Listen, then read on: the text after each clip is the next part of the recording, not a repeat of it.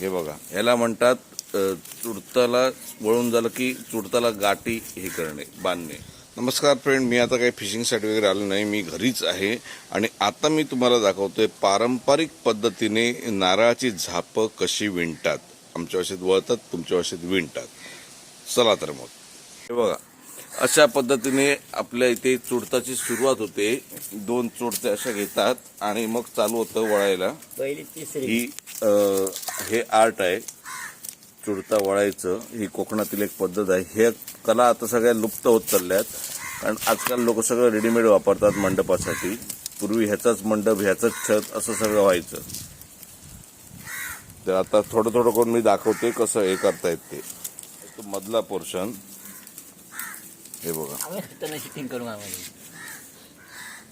याला मधला पोर्शन म्हणतात.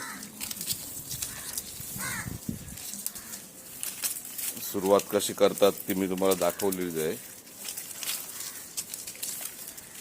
हे बघा, मला हे मधला पोर्शन येतो, फक्त हे येत नाही. गाठी हा प्रकार मी अजून तेवढा शिकलो नव्हतो लहान असताना. याला गाठी वळणे म्हणतात.